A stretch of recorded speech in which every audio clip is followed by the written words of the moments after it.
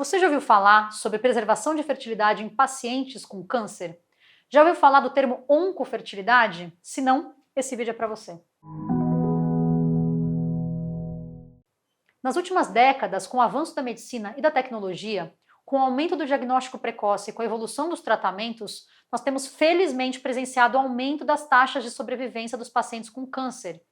E com isso, as preocupações relacionadas à qualidade de vida pós-câncer começaram a receber cada vez mais atenção. E um importante aspecto dessa vida pós-câncer, sem dúvida, diz respeito à fertilidade dessas pacientes.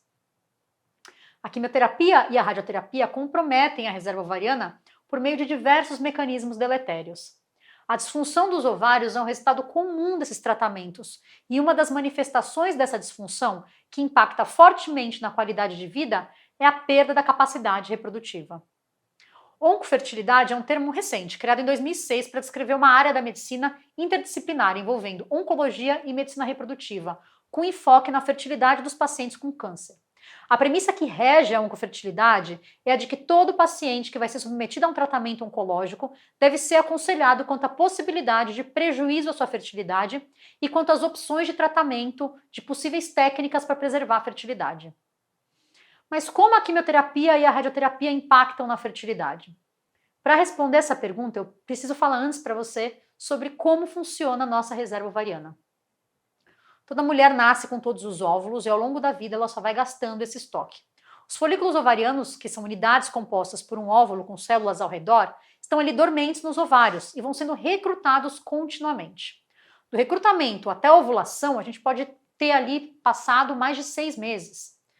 Muitos desses folículos nem chegam à ovulação, eles entram em atresia, morte celular, eles degeneram antes. Na verdade, a maior parte dos nossos óvulos vai ter como destino a morte celular e não a ovulação.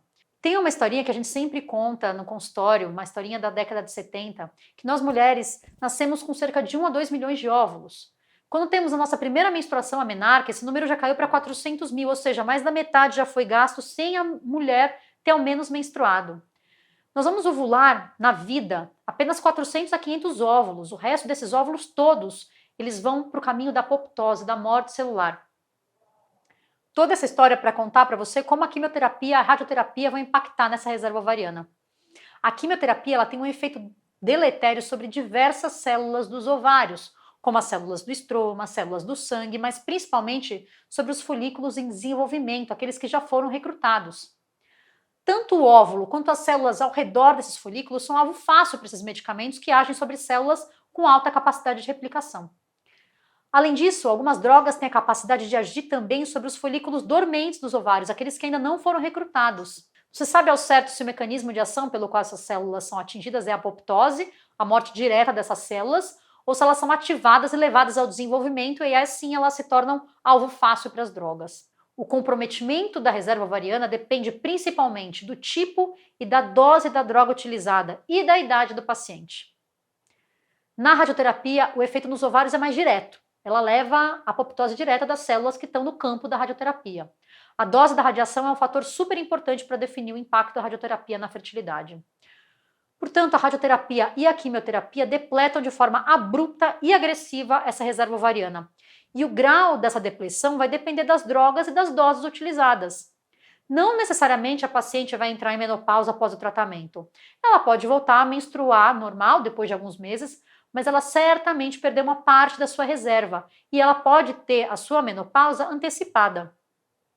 Se a paciente for mais jovem, menos de 30 anos, vão restar mais folículos nos ovários dela e ela pode não sentir tanto impacto na fertilidade, contanto que ela não espere tanto para engravidar.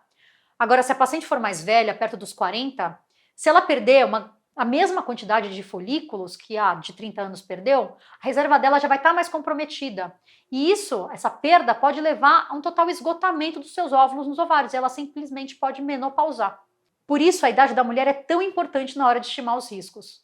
Protocolos com aquelas drogas que impactam também nos folículos dormentes, como as drogas alquilantes, são também piores, vão depletar com maior intensidade essa reserva.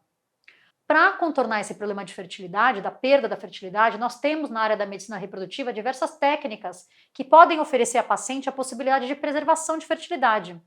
Mas essas técnicas têm que ser oferecidas no momento oportuno, antes de iniciados os tratamentos de câncer.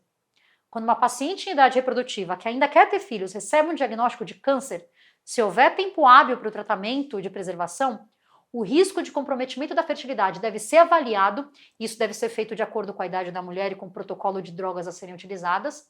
O tema fertilidade deve sim sempre ser abordado e a paciente deve ser prontamente encaminhada ao especialista em reprodução humana. O tempo é um fator importante nesses casos. Muitas vezes a janela que temos para fazer algum tratamento é super apertada. Nós temos que agir de forma coordenada e ágil. E vamos tentar trazer essa informação para cada vez mais pessoas. Como eu disse, a oncofertilidade é um tema relativamente novo, precisa ainda alcançar mais e mais e mais pessoas.